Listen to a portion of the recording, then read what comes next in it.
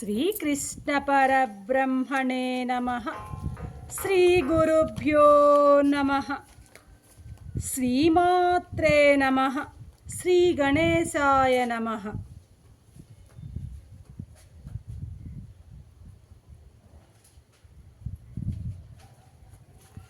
ప్రియాత్మ బంధువులారా, నిత్య జీవితంలో భగవద్గీత 437వ భాగం 17వ అధ్యాయం శ్రద్ధాత్రయ విభాగ యోగము.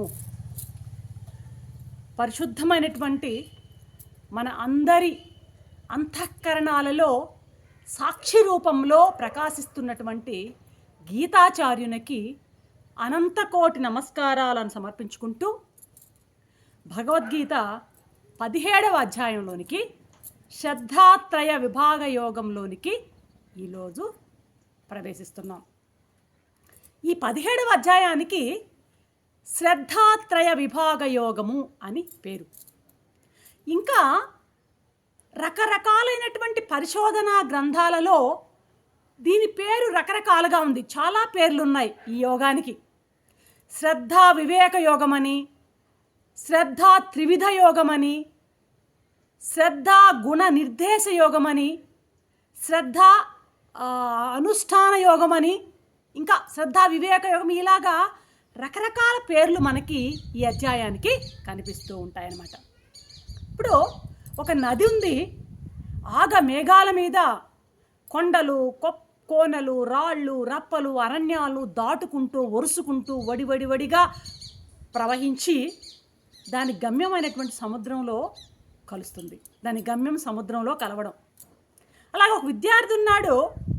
రాత్రనక పగలనక ఆహారహం శ్రద్ధతో కష్టపడి సాధన చేసి చదివి పరీక్షలో పాస్ అవ్వడం వాడి లక్ష్యమయ్యింది. అలాగే మనుష్య జీవితానికి కూడా ఒక గమ్యము, లక్ష్యము ఏది అంటే పురుషోత్తమ ప్రాప్తి. మనం 15వ అధ్యాయంలో పురుషోత్తమ ప్రాప్తి యోగం. పురుషోత్తముని ప్రాప్తించుకోవడమే మానవ జీవితం యొక్క పరమార్థము, పరమ లక్ష్యము, పరమ గమ్యము అయి ఉందన్నమాట. పురుషోత్తమ ప్రాప్తే మానవ యొక్క జీవితానికి లక్ష్యం. అయితే ఆ పురుషోత్తమ ప్రాప్తిని ఎవరు పొందగలడయ్యా అంటే, ఆ పురుషోత్తమ ప్రాప్తిని పొందగలే అధికారి ఎవడు అంటే, దైవీ సంపద ఎవరికైతే ఉంటుందో వాడు మాత్రమే ఆ పురుషోత్తముని ప్రాప్తించుకోగలడు. కాబట్టి పురుషోత్తమ ప్రాప్తికి సాధకమైనటువంటి దైవీ సంపదని, అదేవిధంగా బాధకమైనటువంటి అసురీ ప్రవర్తనను, ఈ రెండింటిని అంటే పురుషోత్తమ ప్రాప్తి పొందడానికి కావలసినటువంటి సాధక సంపత్తి ఏదంటే దైవీ సంపద. పోగొట్టుకోవాల్సింది ఏదంటే బాధకమైనటువంటి సంపద ఏదంటే అసురీ ప్రవర్తన. ఈ దైవీ సంపదను, అసురీ ప్రవర్తనను, ఈ రెండింటిని వివరిస్తూ 16వ అధ్యాయం బయలుదేరింది. పురుషోత్తమ ప్రాప్తి యోగం 15 తర్వాత 16వ అధ్యాయం ఈ దైవీ సంపదని పెంపొందించుకుంటూ ఈ బాధకమైన అసురీ ప్రవర్తనను పోగొట్టుకునేటువంటి ఆ విధానాన్ని వివరిస్తూ 16వ అధ్యాయం వచ్చిందనమాట. సరే, 16వ అధ్యాయంలో దైవాసుర సంపద్ విభాగ యోగం కదా. 16వ అధ్యాయం అక్కడ అలాగా సాగింది. అనంతరం ఈ అసురీ ప్రవర్తనను దైవీ ప్రవర్తనగా మార్చుకునేందుకోసం కావలసినటువంటి ఉపాయాలు, అంటే ఆసురీ సంపదను దైవీ సంపదగా మార్చుకోవాలంటే ఎటువంటి ఉపాయాలు అవసరం, ఎటువంటి సాధన అవసరం అనే దాన్ని చెప్పడం కోసం 17వ అధ్యాయం వచ్చిందన్నమాట. అంటే ఈ అసురీ సంపదని నిర్మూలించుకుని, అసురీ గుణాలన్నీ బాగా నిర్మూలించి దైవీ సంపదను పెంపొందించుకునేటువంటి విధానం ఈ 17వ అధ్యాయంలో చెప్పబోతున్నారు స్వామి అన్నమాట. అందుకే దీనికి అనుష్ఠాన యోగం, ఇందాక చెప్పిన పేర్లలో అనుష్ఠాన యోగం అనే పేరు కూడా ఉన్నది ఈ 17వ అధ్యాయానికి. అందుకే ఇది అనుష్ఠానపరమైనటువంటి అధ్యాయం అన్నమాట. ఈ విధంగా ఈ 2 అధ్యాయాలు, ఏ 2 అధ్యాయాలు,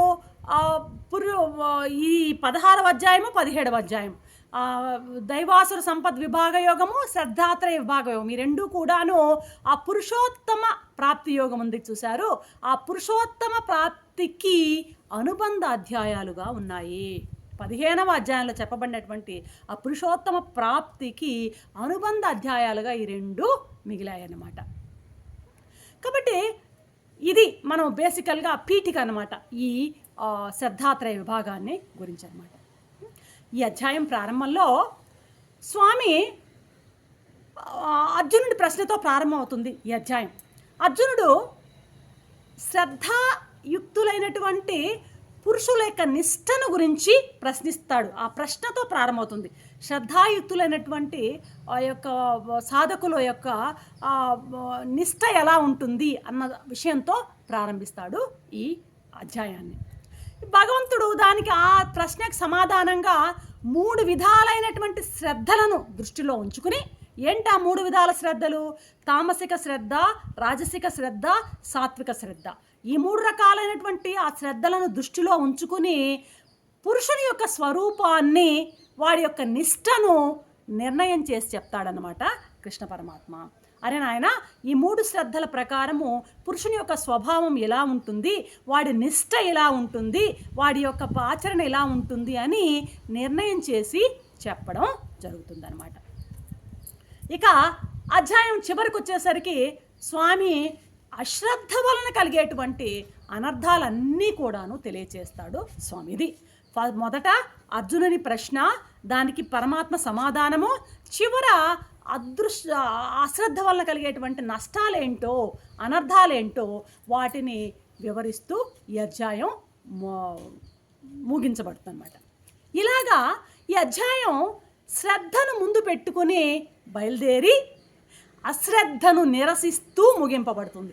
శ్రద్ధనుతో స్టార్ట్ అయ్యి అశ్రద్ధని ఎలిమినేట్ చేసేటువంటి ఆ రీతిగా, నిరసించేటువంటి రీతిగా ఈ అధ్యాయం సాగుతుందన్నమాట. కాబట్టి ఈ అధ్యాయం ముఖంగా శ్రద్ధను 3 గుణభేదాలతో విభాగం చేసి చెప్పడం జరుగుతుందన్నమాట. గుణభేదాలంటే ఏంది? సత్వరజస్తమో గుణాల భేదాలతో విభాగం చేసి ఈ అధ్యాయం చెప్పబడుతుంది. కాబట్టి ఈ అధ్యాయానికి శ్రద్ధాత్రయ విభాగ యోగము అనేటువంటి పేరు వచ్చిందనమాట.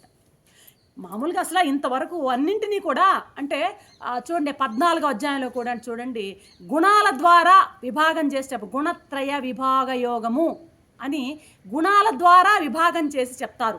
ఏది? 14వ అధ్యాయంలో. అలాగే ఇక్కడ శ్రద్ధను కూడా ఈ అధ్యాయంలో కూడా శ్రద్ధను విభాగం చేసి ఇక్కడ చెప్తున్నారు అన్నమాట.